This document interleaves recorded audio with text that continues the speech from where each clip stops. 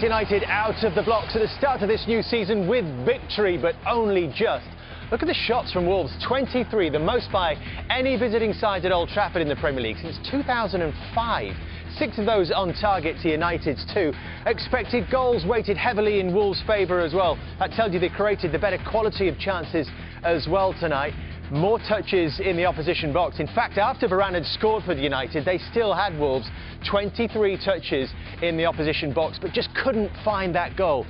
They really troubled United with their dribbling through the centre of the pitch, particularly through Cunha. 18 successful dribbles to United's 11. But the story of last season for Wolves again, 31 goals last season, the lowest scorers. They just couldn't find the back of the net. It was there for them tonight, wasn't it, Karen? Absolutely was. I think you mentioned the midfield, and we're going to talk about it in a bit, but it was just such an overpowering performance from those midfielders. But the one thing, as you mentioned, from Wolves, you know, an average of 1 goal a game for the last 3 years, that was their Achilles heel tonight, because other than that, I thought they were excellent. I find Wolves a difficult watch, I'll be honest with you, at the best of times. I think that's the best I've ever seen Wolves play in a game like that. I think it's absolutely fantastic for a good few years. What was key to it? Brave. I think no fear. I think, to be fair, they exploited Manchester United in midfield. They ran with the ball. They'd lost so many players. They've lost the manager.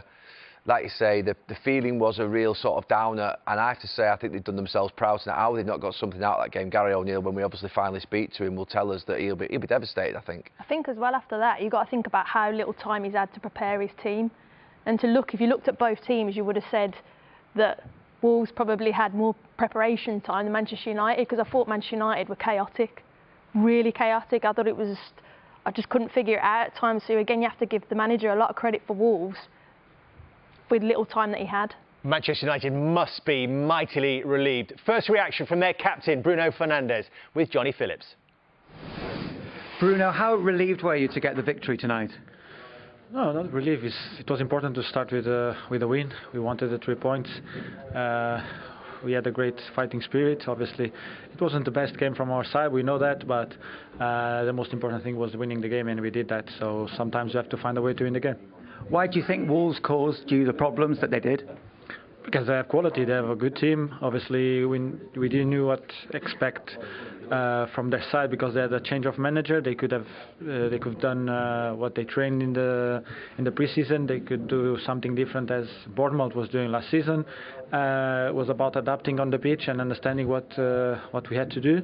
The manager gave us the options on the way to press. I think on the way to press we did well. We recovered some balls. We should have been a little bit more aggressive sometimes, and we could have gone into the goal in good situations. But at the end, as I said, it's about getting the 3 points, and we did. We scored a goal, win the game, and that's the most important thing. As you said, you had to adapt. What was it that you struggled with early on against Wolves? No, it was about understanding how they start. If it was with the winger inside, that was what they do normally, or the winger outside, or if they come with the winger on the left or on the right, which fullback was pushing high. Was many different things. Obviously, the manager, as I said, he gave us all the options, but on the pitch, obviously, you have to adapt, and you need time to understand what they're doing to adapt that. But I think we did really well, and on the pressing wise was good. On the ball, a little bit rush. Sometimes we could have keep a little bit more the ball, going ever better timing on the counters, because we are really dangerous on doing that. But as I said, it wasn't a perfect game, but at the end we win. So yeah, you had to be patient, and it was a moment of quality that got you the goal, wasn't it? Yeah, of course. You know, like is what we train, the kind of movement we train. Obviously, we don't train Rafa to be in the box, but he was there. Asa made a great movement. I have to find him in behind the defenders. Asa did a great cross to Rafa, and Rafa was there to put it in, and we are really happy for that. And was it key to come away with 3 points? Is that the most important thing at the end of this night?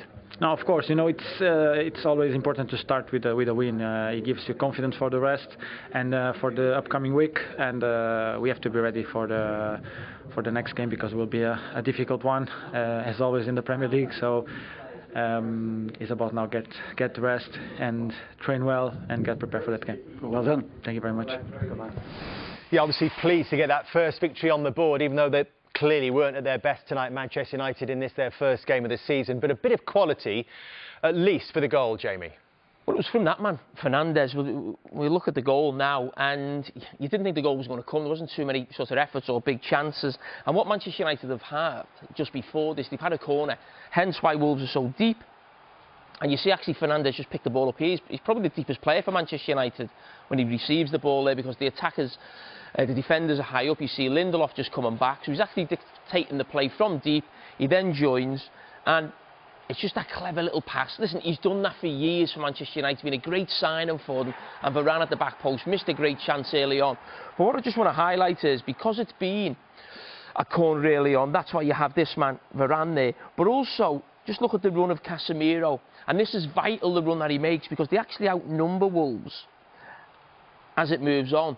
So as the ball comes inside to Fernandes, it comes inside now. And when I look at it initially, you'd say, well, OK, in the centre, in this area here, you'd say, well, OK, it's 4v3, maybe a 4v4.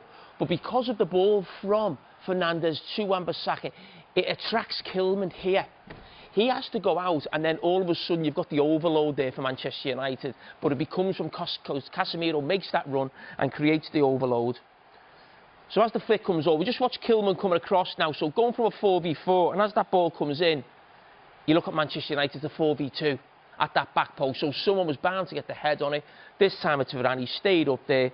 But I think the fact Casemiro made that run in there, along with the clever ball from Fernandes, means it was virtually a certain goal. It's good from Wan-Bissaka as well, isn't it, Gary? He shapes his run nicely and gets good contact on this ball here. Yeah, I mean, I think there's no doubt since Erik ten Hag comes in. I mean, we've talked about Wan-Bissaka and his sort of technical deficiencies, but he actually has improved enormously to the point now where he actually, I think, trusts him in defence more than Dalot. But I actually think on the ball, he's not too far away from Dalot as well. So that's why I think he plays. But credit to him, he just puts it into a nice little area. He's doing a lot better at that side of his game. 23 shots on goal from Wolves tonight. Chance after chance after chance, Jamie. See if you can pull these up and we can talk through these, Karen, as well. Yeah, I mean, you said it. I thought Wolves were just absolutely brilliant on the counter-attack. But in fairness, it was Manchester United that were really, really poor and made it easy. I mean, how can you just wriggle through this? We just play it on. But the first challenge that you mentioned there, Karen, that comes from Casemiro. We saw that in the first half, and that space was there constantly, wasn't it? Well, also as well, Jamie, this is a 2v2. If he pulls it in there now, I think if he's driving... Look at this overload on this side. And you're right, where's the midfield? Where's the Manchester United midfield? So many times tonight, Wolves just went straight down the jugular. Casemiro was gone. Man, I actually felt really sorry for him. He's come into this team to be so attacking, and he was completely out of it. I completely felt for him. And Bruno There's Casemiro there trying to get back. He's just made that challenge, I think that's Mount there, isn't it? Yeah. And they're just trying to get back. And it's just an overload on this side. And I wouldn't be surprised if Wolves watched Manchester United in pre-season and went, midfield, they're all over the shop. We said it before, can you catch them on the counter-attack? Now this has to score. How he doesn't score this, they'll be going in and saying, look, we had the chances tonight. I mean, the big thing, you know, we've asked Johnny Phillips asked. Look at that there. They're all a replica of each other.